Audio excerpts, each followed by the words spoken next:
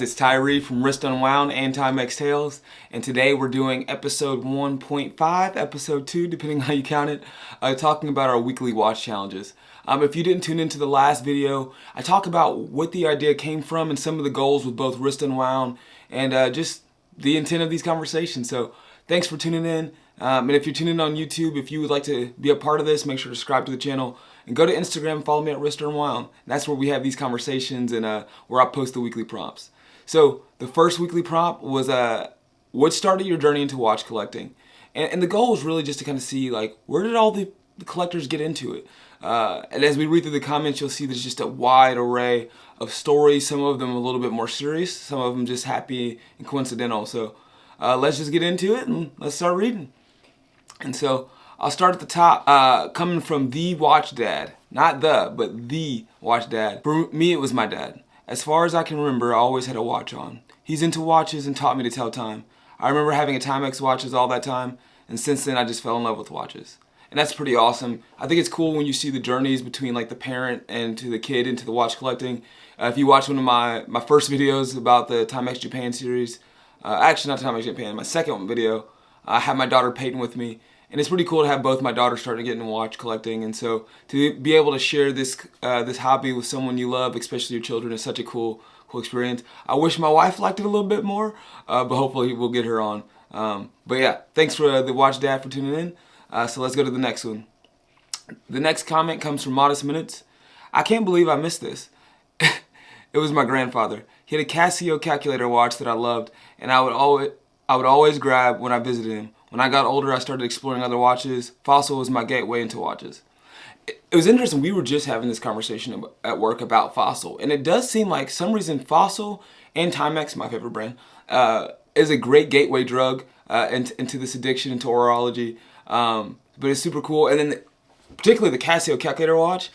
He's not the only one who's going to mention that one. Me as a Timex collector, I've actually been looking for a Timex calculator watch for a good price and that's in good condition, but I do distinctly remember those Casio calculator watches in school. I also remember teachers checking the wrist during math class to make sure kids weren't wearing them. Just a fun memory to think about, but hey man, thanks for tuning in. Pretty cool watch story. So this is from This Watch Works. My dad always wore a watch and I wanted to do the same, and I still am. So another story, kind of bringing the family into it, bringing that bond. It's always cool to talk about like the family lineage with it. So I'm gonna try to read it. I think it might be German. Let's give it a try. Der Urgroßvater. Hey, just let me know in below. Give me the phonics of how to say your name. I apologize on that one. But he started the game with a Bifor from 1931. That is, we talk about classic, we talk about vintage, but then I think that's like old school when you're thinking about coming up on 100 years old. So super cool. I wonder, do you still have that watch? I'd love to see a picture of that. That'd be pretty cool if you still got that one.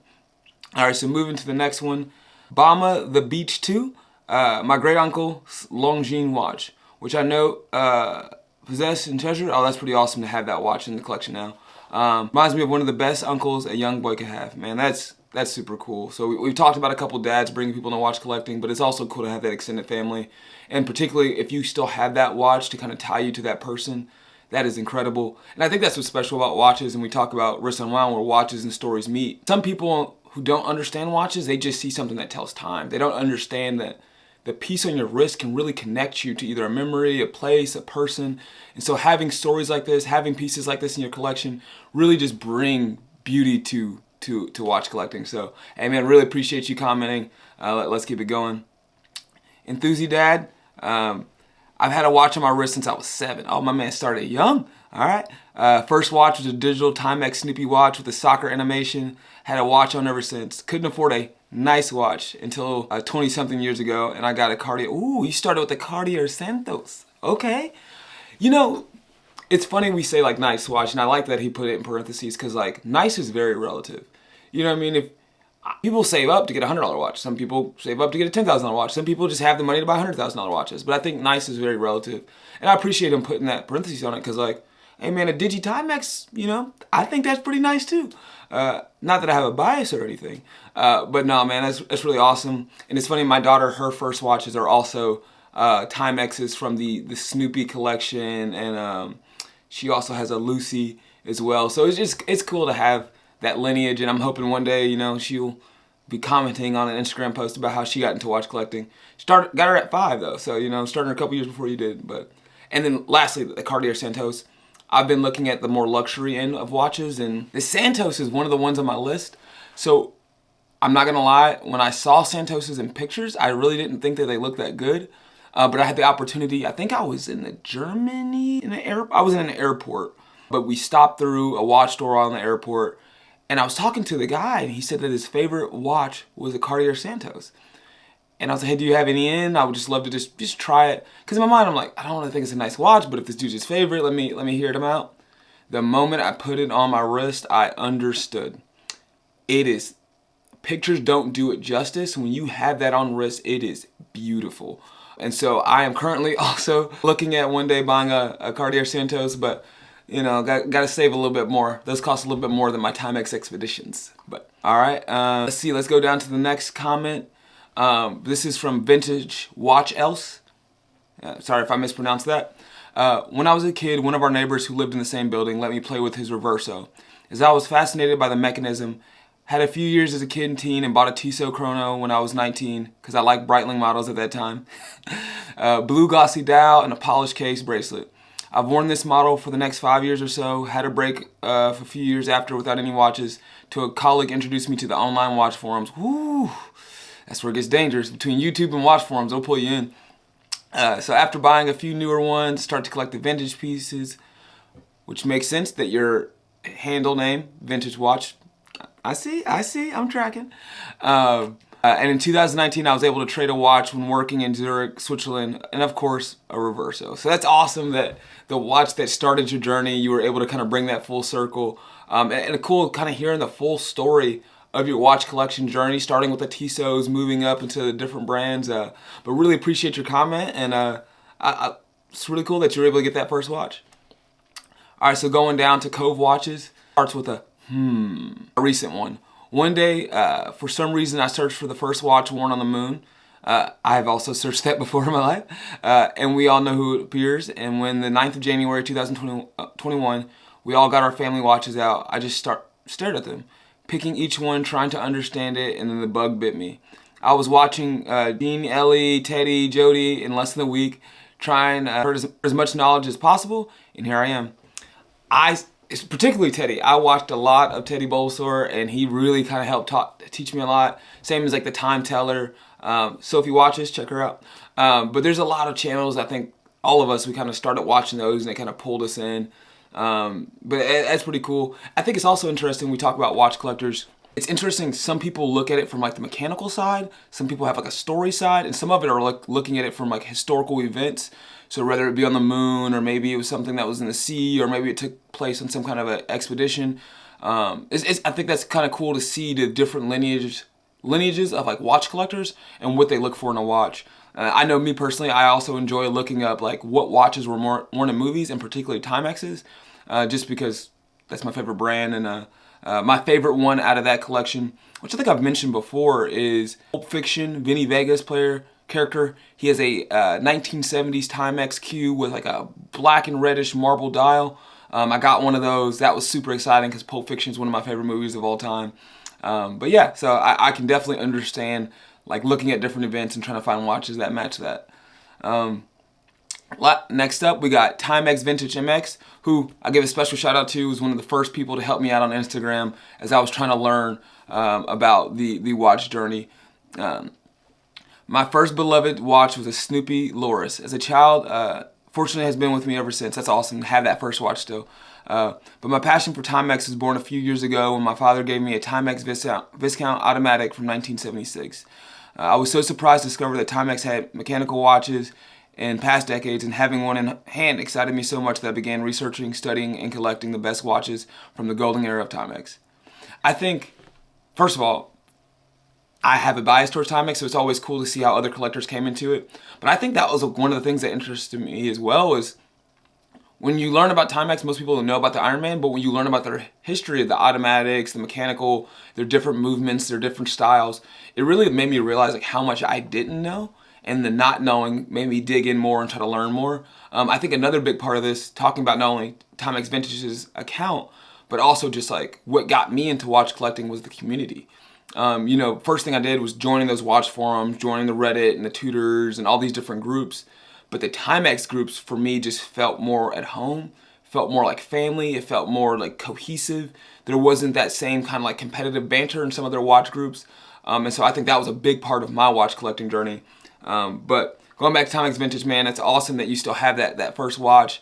And we're in the same boat of kind of looking into Timex and going back into the history. And the 70s did have some great lines, which is why I think Timex has been re-releasing a lot of the ones from that era. So let's dig into the next one. My boy WatchOut247, who also has a great YouTube channel, great page. Make sure you check that out.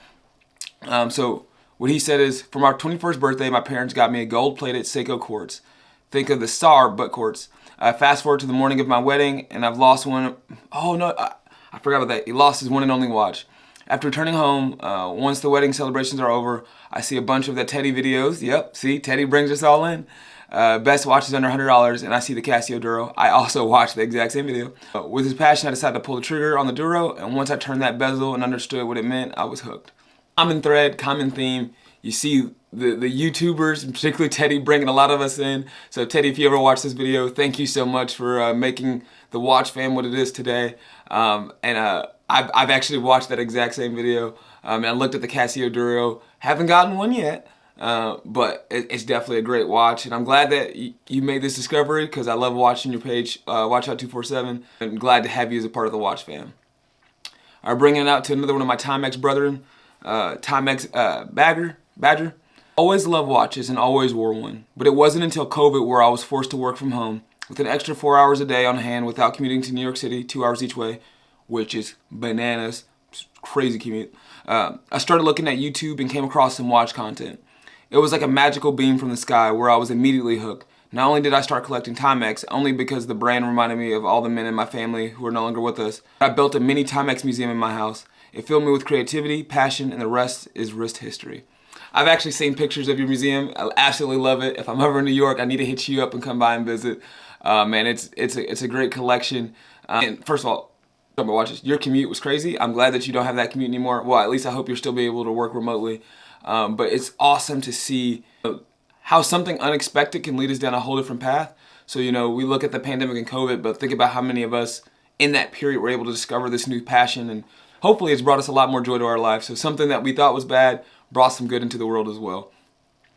So the next one is for a number of Timex. And so his is, our foster daughter who lived with us for 2 years was unexpectedly sent back to her biological family. I spent the next few years sitting at the watch bench alone, trying to process my grief. I learned how to fix watches as a result.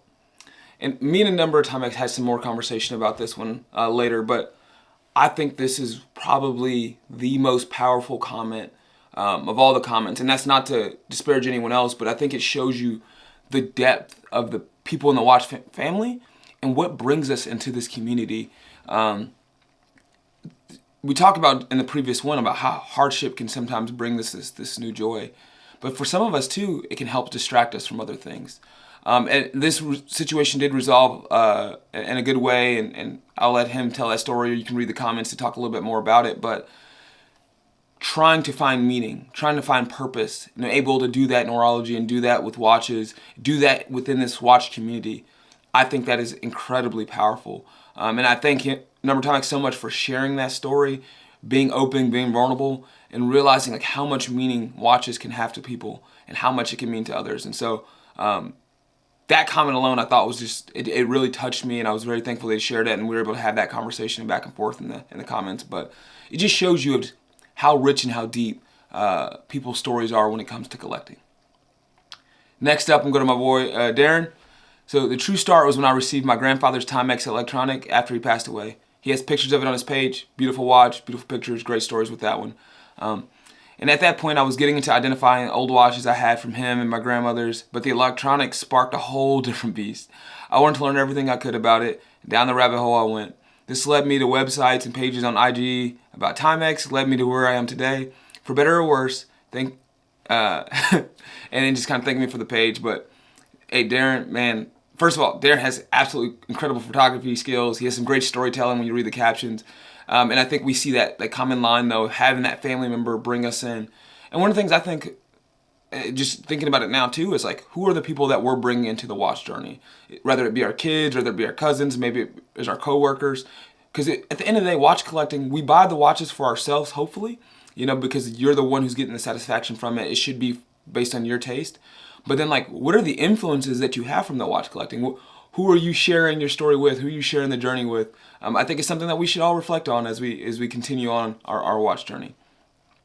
I think it's Gaia Watch Rob. I don't know how to pronounce the first part. You gotta let me know how to say the first part of that. But before I actually read the comment, this brings me into a wrist check. So today I'm actually rocking an automatic piece that I got as a gift from my man Rob. And in the process, I actually learned that he actually lives about 15-20 minutes away from my grandma grew up. Live in the same area. We had a lot of stuff to talk about representing the Midwest. And then ironically, where I live now is where his family came from. So we kind of switched places in the U.S. But thanks again for the wrist piece. Thanks again for the other one. A great person, great collector. And I'm so glad to have you as a member of the Watch Fam. But let's get into your comment. All right, so I have a passion for space and astronomy. I love reading about the things astronauts use out there, and then I went for the Underdog moon watch, the Lunar Pilot. Ultimate Underdog watch beside maybe the Starmaneski. Somebody please let me know how to say that properly, which I also have. Okay, you got both of them. And then I wanted to learn how to mod and find your own watch, the Vostok way back, and kind of blew up from there. So another person who's looking at the horology, looking at the stars, bringing you into the watch collecting. I think it's cool. I have to wonder, as someone, I don't have any Timexes that have been to the moon yet. But if you're wearing one of those watches, every time you look up the moon, do you think about the watch? Or when you look at the watch, do you think about the moon? I don't have one of those, but if you have one, let me know in the comments. I feel like that would instantly spark it for me. Like, I have a Timex Ironman, so anytime I do my ultra marathons or my endurance races, I do think about that watch, ironically enough. And when I wear the watch that I wore during my races, it also makes me think back of those. So I'm assuming it's the same thing. Maybe, maybe not. I don't know. You let me know. So let's go down to the next one. Watcher. I said because you got two W's. But for him, it was seeing the Casio calculator watch for the first time as a child. Still my favorite. Still an excellent watch. A cool piece. And just a great part of any collection. Ooh, got another one right here. So J Shock Ka. Is it Ka or is that for California? I gotta look into that a little bit more. So his comment says his first proper summer job working with his cousin convinced him to buy a proper watch. He explained the course to mechanical and couldn't decide, so he picked up a Seiko Kinetic as it was a halfway in between. Smart thinking, you know what I mean? A little compromise there. His SKA 371 is still with me, running great for almost 9 years now. That's awesome. He had to buy more, a lot more, as a lot of us understand that one. Alternatively, when he was 12, my cousin explained what an atomic time was and convinced me to buy a G-Shock GW6900 at Cabela's, a great American classic store. Wore for 10 years until the case chipped, and then when I removed a rotten strap, bought a new one immediately as it was with me through every camping trip for 10 years. So many memories, a lot of my pieces. So that's super awesome, having those timepieces and having some of your original ones. I think it's also cool of people who are getting Rolexes and stuff, where they get it, for us everyday watch collectors, sometimes you pick up some great watches at, Kohl's, at Cabela's, at Walmart, at Target. So it's always cool too to just see where you get your watch. That might be a good question is where is the weirdest place or obscure place that you bought a watch from? You think that'd be a good question? If you watch this far, please let me know if you think that's an interesting question. If at least one person thinks it's interesting, maybe I'll use that as a question, or maybe it's just me, because I've bought some watches from some pretty weird places. But no, man, that's pretty awesome, especially that you still have it. And is your cousin still a collector too? The one who explained to you the difference between watches? Do you guys still share that watch talk, or has the hobby faded for them? But let's see if I got any more. All right. So watches 2020. I've told this story before, but when I was 7 years old, my dad and I were sitting at the edge of a field after a walk in the woods, and he took the expansion bracelet off his 1953 Weiler.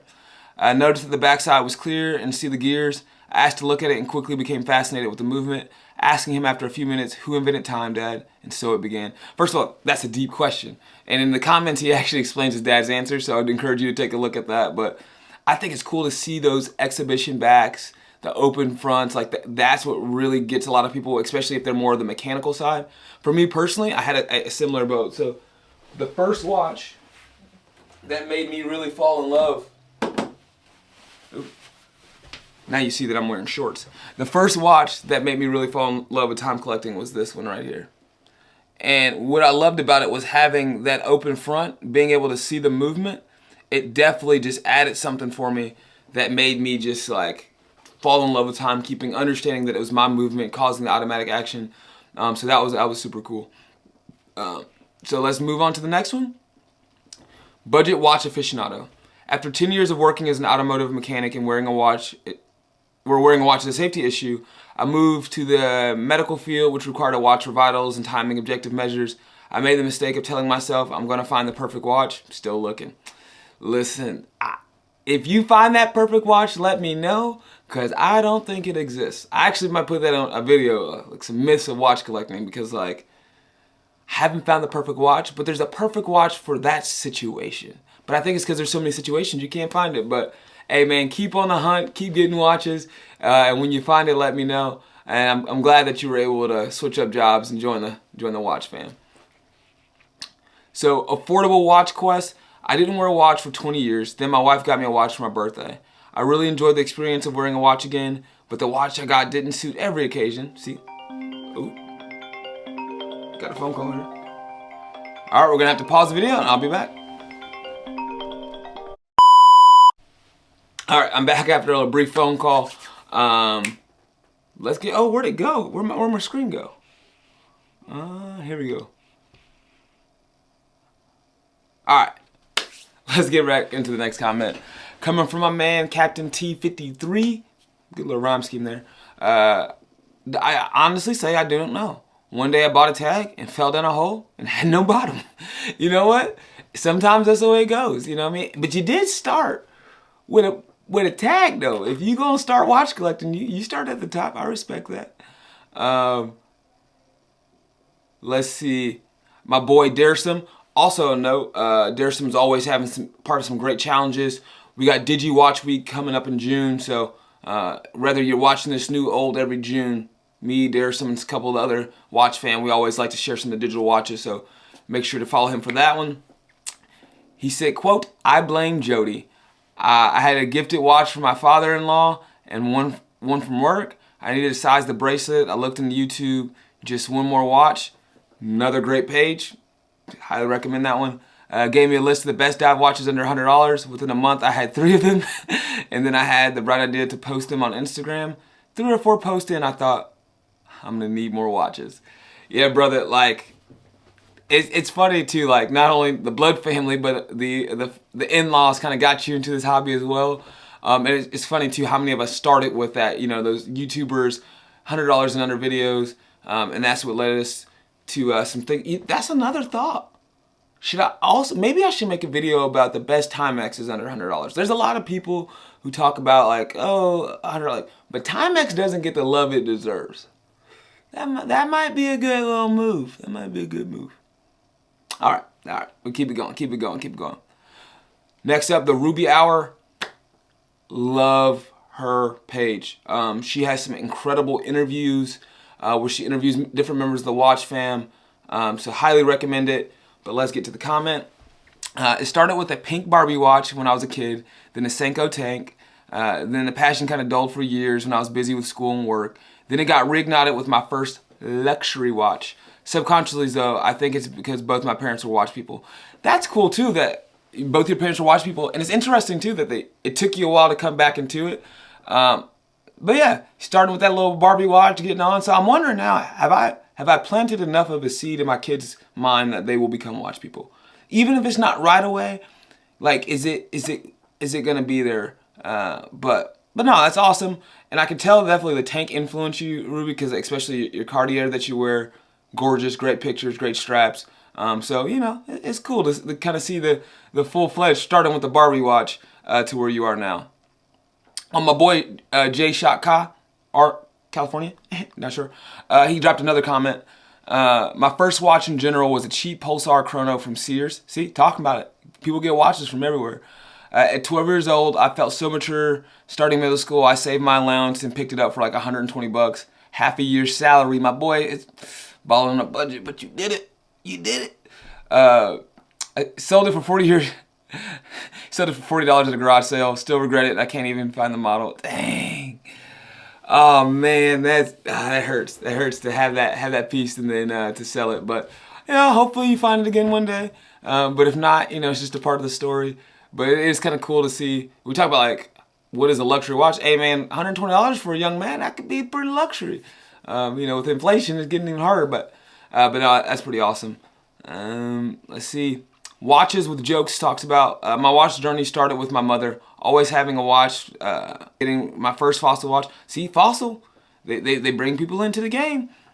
When I was in high school, some friends put together money and surprised me with the Fossil watch that I wanted, and I still have it to this day. Fast forward, I joined the military, got 2 G-Shocks and some more Fossils. Nah, man, it's awesome to have those watches. And I think he kind of highlights something too that I think some people don't know. Like, I'm also in the military. Like, field watch, the most common, I think. I would be willing to bet a lot of money.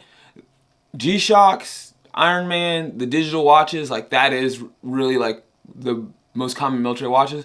I still wear a field watch just because I'm a watch nerd. But like if my life depends on it, like I'm gonna throw on an Iron Man, I'm throwing on something digital. But yeah, no man, that's super awesome that you still have that first watch. I think it's so cool from all these collectors who were able to have that first watch, or if they weren't able to have that watch, to be able to find one like it. And so for all those who are still looking for their first watch, I hope you're able to find it one day. But yeah. All right, guys. I think that's all the comments from week 1. Thank you all so much for being a part of it. If you stayed in the video this long, you probably are already a subscriber. But if you're not a subscriber, you should. But I really appreciate it, guys. And stay tuned. Every week we're dropping hopefully a new video. And also, drop a comment in the comment section so I can talk about your page next. Thanks, guys. This is Tyree. God bless. Peace.